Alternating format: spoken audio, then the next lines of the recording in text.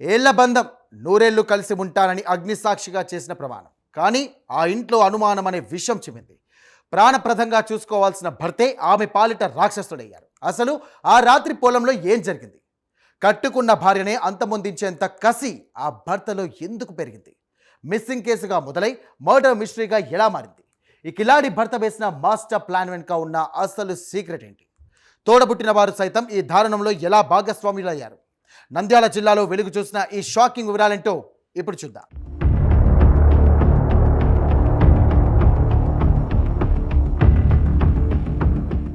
నంద్యాల జిల్లా బనగానపల్లె నియోజకవర్గంలో వెలుగు చూసిన ఈ ఘాతుకం సభ్య సమాజాన్ని ఉలిక్కిపడేలా చేస్తోంది. నందివర్గం పోలీస్ స్టేషన్ పరిధిలో రాజోలు సుబ్బలక్ష్మి అనే వివాహిత అదృశ్యం వెనుక ఉన్న డార్క్ స్టోరీ వింటే ఎవరికైనా ఒళ్ళు గగురు పొడుస్తోంది. భార్య ప్రవర్తనపై భర్త వెంకటస్వామి పెంచుకున్న సైకో అనుమానం చివరకు ఒక నిండు ప్రాణాన్ని పలుకుంది.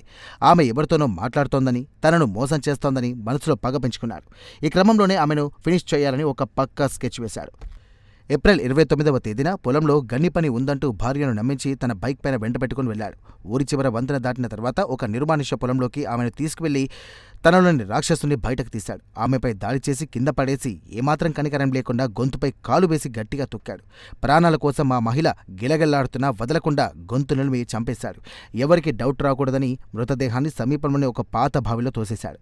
అంతా అయిపోయిందని, తన క్రైమ్ ఎప్పటికీ బయటపడదని ఆ కిరాతకుడు చాలా కాన్ఫిడెంట్గా ఉన్నాడు. అయితే పాపం పండింది. నేరం దాచాలనుకున్న బావిలోని నీరు ఆ శవాన్ని పైకి తెల్చింది. 2 రోజుల తర్వాత బావిలో శవం తేలుతుండడంతో కంగారు పడ్డ వెంకటస్వామి తన నేరాన్ని కప్పిపుచ్చుకోవడానికి తన అన్నలను కూడా సీన్లోకి లాగారు. వెంకటరమణ, శ్రీనివాసులు అనే 2 సోదరుల సహాయంతో బావిలోని శవాన్ని బయటకు తీయించి ఎక్కడో దూరంగా ఉన్న ఒక కాలువ గట్టున గుట్టిచప్పుడు కాకుండా పాతిపెట్టారు. అన్నీ సెట్ అయిపోయాయని, తన భార్య ఎక్కడో వెళ్ళిపోయిందని మిస్సింగ్ డ్రామాలు మొదలుపెట్టాడు. కానీ కూతురు కనిపించడం లేదని తల్లి పోలీసులకు ఫిర్యాదు చేయడంతో అసలు ఇన్వెస్టిగేషన్ మొదలైంది. పోలీసులు రంగంలోకి దిగి వెంకటస్వామి మూమెంట్స్పై ఫోకస్ పెట్టారు. అతని కాల్ డేటాను చెక్ చేయగా లోకల్ ఏరియాలోనే సిగ్నల్స్ ఉండడంతో పోలీసులకు గట్టి అనుమానం వచ్చింది. తమదైన శైలిలో విచారించగా ఆ 3 నిందితులు చేసిన పాపాన్ని ఒప్పుకున్నారు. తహసీల్దార్ సమక్షంలో పాతిపెట్టిన చోటే మృతదేహానికి వెలికి ఇక పోస్ట్ మార్టం నిర్వహించారు. పోలీసులు ప్రధాన నిందితుడితో పాటు అతనికి సహకరించిన 2ని కూడా అరెస్ట్ చేసి రిమాండ్కి తరలించారు. ఇక నేరానికి వాడిన వెహికల్ కూడా సీజ్ చేయడంతో ఈ మిస్టరీ వీడింది.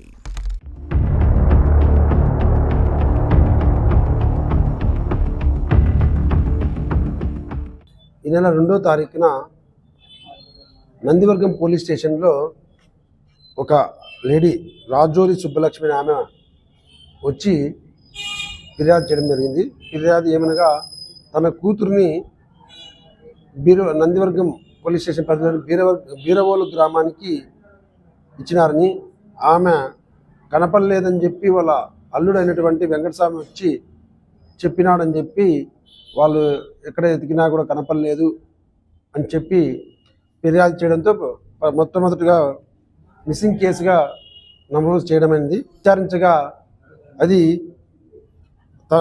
అతన్ని ఎవరైతే మిస్సింగ్ పర్సన్ ఉన్నారో మిస్సింగ్ పర్సన్ యొక్క భర్తనే ఆమెను చంపేసి మళ్ళీ శవం కనపడకుండా పూడ్చినారని తెలిసింది.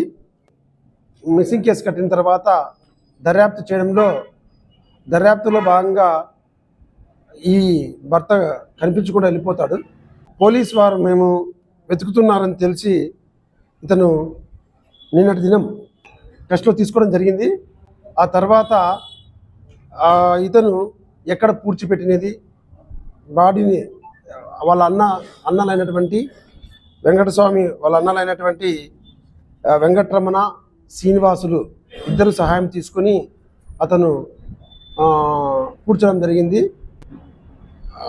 వీళ్ళని దీనికి ఒక మోటార్ సైకిల్ వాడడం జరిగింది. నేరానికి మోటార్ సైకిల్ కూడా ఇందులో సీజ్ చేయడమైంది. అదేవిధంగా వీళ్ళు బాడీని పూడ్చిపెట్టినారు కాబట్టి దీన్ని తహసీల్దార్ గారు ఎగ్జిబిషన్ చేసి బాడీని తవ్వి మళ్ళీ ఓపెన్ చేసి అక్కడే స్పాట్ పిఎం చేయడం జరిగింది. చూసారుగా, క్షణికావేశం, అంతులేని అనుమానం ఒక పచ్చని సంసారంలో నిప్పులు పోశాయి. చేసిన నేరం ఎప్పుడూ దాగి ఉండదు. చట్టం కళ్ళు కప్పి తప్పించుకోవాలని చూస్తే గనక కటకటాల పాలు కాక తప్పదు. అనుమానంతో ప్రాణాలు తీసే స్థాయికి వెళ్తున్న ఇలాంటి కిరాతకుల పట్ల సమాజం అప్రమత్తంగా ఉండాలి. కుటుంబ సమస్యలు ఉంటే కౌన్సిలింగ్ తీసుకోవాలి. కానీ ఇలా చట్టాన్ని చేతిలోకి తీసుకుంటే గనక జీవితాలు నాశనం అవుతాయని పోలీసులు హెచ్చరిస్తున్నారు.